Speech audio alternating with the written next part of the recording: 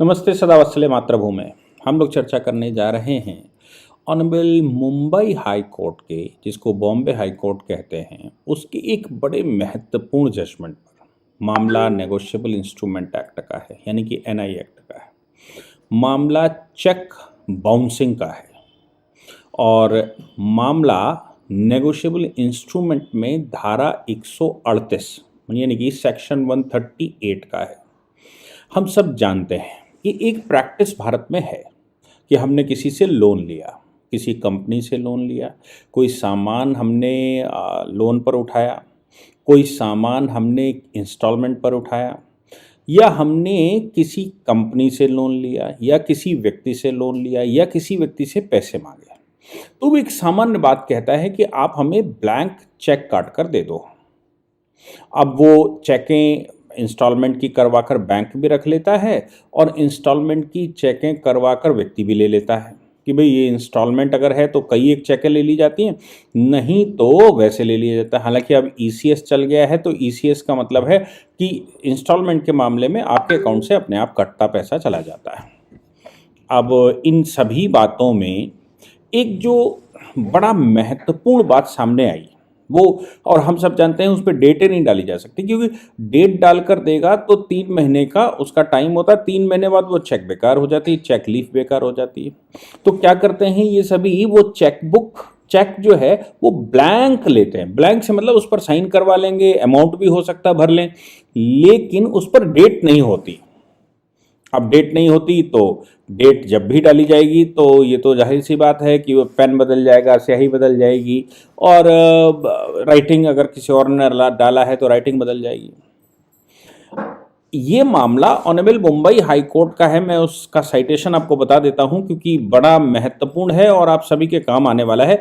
हर वो व्यक्ति जो लोन लेता है, हर वो व्यक्ति जो दूसरे से पैसे कर्ज लेता है, हर वो व्यक्ति जो किसी को पैसे की देनदारी जिसकी बनती है और वो चेक देता है, चाहे वो किसी मोड से हुआ हो, उन सब के लिए, जो दे चुके हैं उनके लिए भी, जो देना चाहते हैं उनके लिए भी, सबके लिए ये इंपॉर्टेंट है। Criminal appeal number 1630 and criminal appeal number 1631 of 2011, 2011 में ये पिटीशन फाइल हुई थी। Messrs Pinak Bharat and company बनाम अनिल राम राव नायक।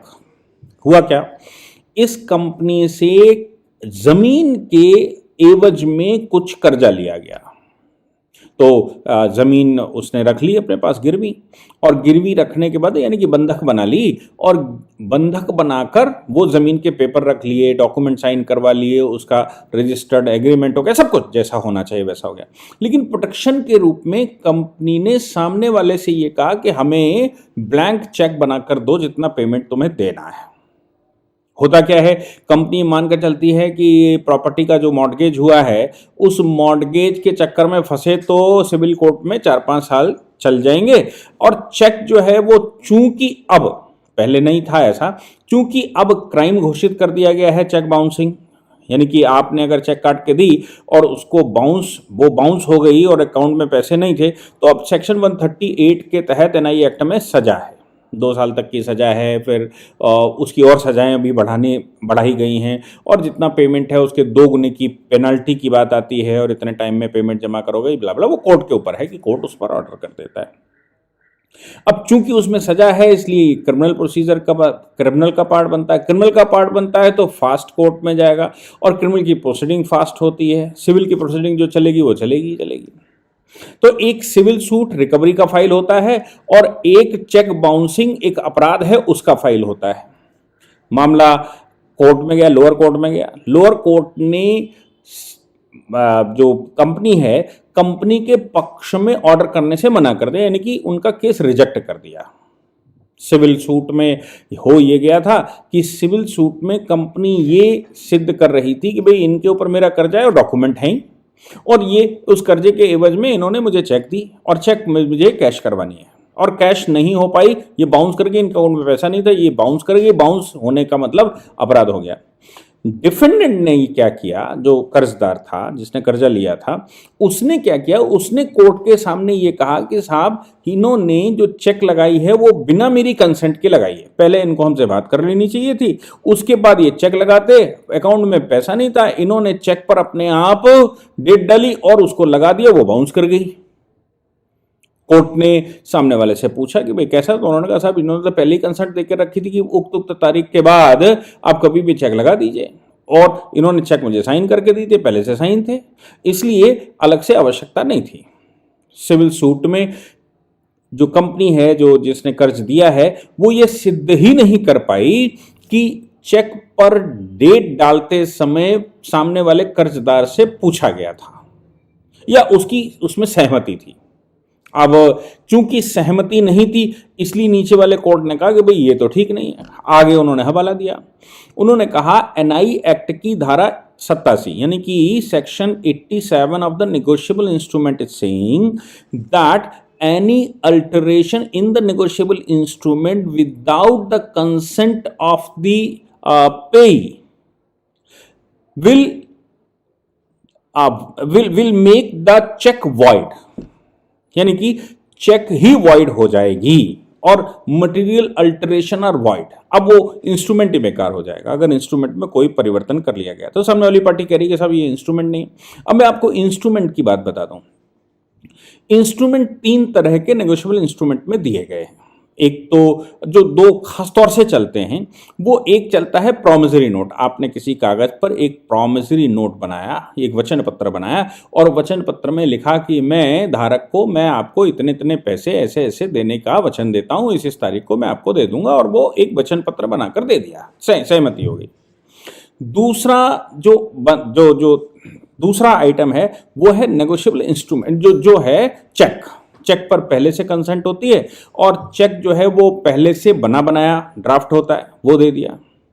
तो सवाल यहां पर ये आता है, इन्होंने ये कहा कि साहब ये प्रॉमिसरी नोट तो है नहीं, या बिल ऑफ एक्सचेंज भी नहीं है। तीसरा जो है बिल ऑफ एक्सचेंज होता है, जैसे बिल ऑफ एक्सचेंज का मतलब नेगोशिएबल इंस्ट्रूमेंट में बताया गया है कि मेरी पत्नी कहीं मार्केट में सामान खरीदने गई, शॉपकीपर से उसने कहा कि ये मैं बिल बनाकर दे रही हूं, मेरे पति से ले लेना।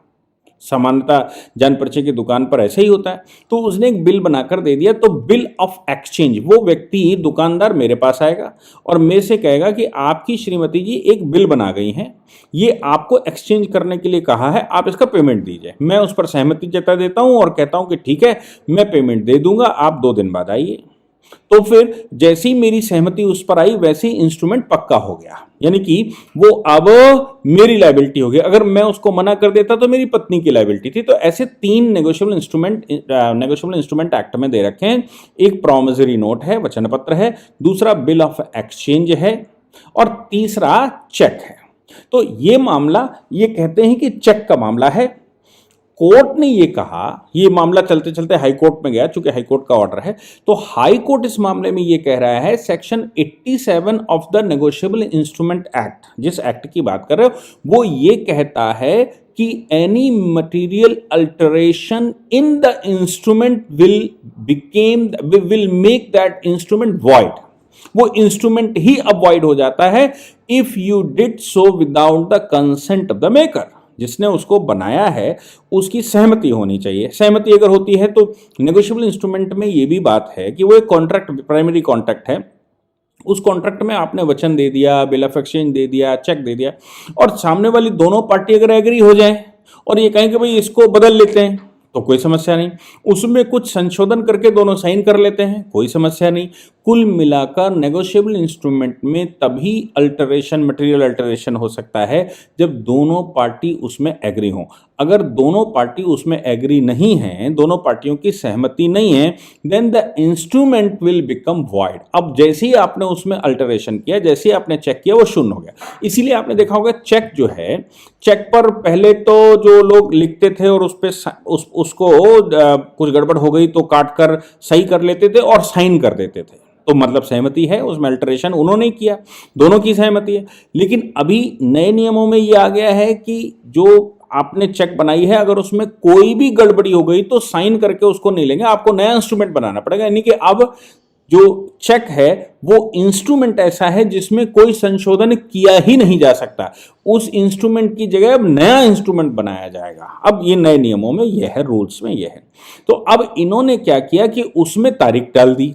तारीख डिफर कर रही है, डिफर से मतलब दोनों की साइन डिफर कर रहा है, ये भी नहीं क्लेम कर रहे हैं और ये क्लेम भी नहीं कर रहे हैं, लगाने वाला क्लेम भी नहीं कर रहा है कि ये तारीख इन्होंने डाली है या इनकी सहमति से पड़ी हुई है। उनका कहना है कि नहीं भाई ये तो पहले से एग्रीड था।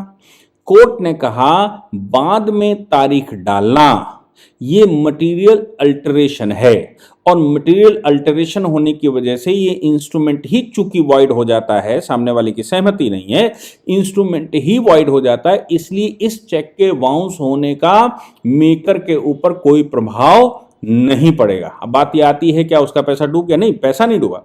कोई भी इंस्ट्रूमेंट अगर गलत हो जाए, इंस्ट्रूमेंट में अल्टरेशन हो जाए, इंस्ट्रूमेंट तो वो इनफ्लैक्चुअस हो जाता है, लेकिन आपका जो कर्जा है वो तो किसी डॉक्यूमेंट पर बना है, वो तो कोई इंस्ट्रूमेंट मतलब वो तो कोई डीड बनी है, वो डीड वैलिड है। तो सिविल का केस इसमें फाइल होगा, रिकवरी का केस फाइल होगा। आप रिकवरी सूट डाल दीजिए, रिकवरी सूट में कोर्ट डिग्री बना देगा, डिग्री बनाकर वैसा हो जाएगा। लेकिन एनआई एक्ट के तहत यानी कि नेगोशिएबल इंस्ट्रूमेंट एक्ट के तहत जब आप उसको क्रिमिनल कार्रवाई में लगाना चाहते हैं तो फिर वो उसको स्वीकार नहीं करेगा। और ये डेट जो आपने चेंज की, ये मटेरियल अल्टरेशन के रूप में कोर्ट ने माना है। इसलिए इस डेट के चेंज होने के बाद यानी कि डेट बिना कंसेंट के डालने के बाद जब आप उसको डालते हैं तो उसमें सहमति नहीं मानी जाती और ये माना जाता है कि चूंकि सामने वाले की सहमति नहीं है इसलिए सामने वाला बाध्य भी नहीं है कि वो उसको क्लियर करवाता। आप पहले उससे बात कर लेते, बात करने के बाद उससे एक लेटर ले लेते कि हाँ भाई वो ये कह देता कि इसको लगा दीजिए, तब आप लगाते तो इसमें कंसेंट मानी जाती है। जब कंसेंट मानी जाती तो उसके ऊपर लीगल लायबिलिटी बनती, तो वो जेल भी जाता। लेकिन अभी इस मामले में जेल नहीं जाएगा। कोर्ट ने इस मामले में उस पर मटेरियल अल्टरेशन माना। बहुत बड़ा ऑर्डर है ये सामान्यतः हमारे देश में पूरे में प्रैक्टिस में है ये।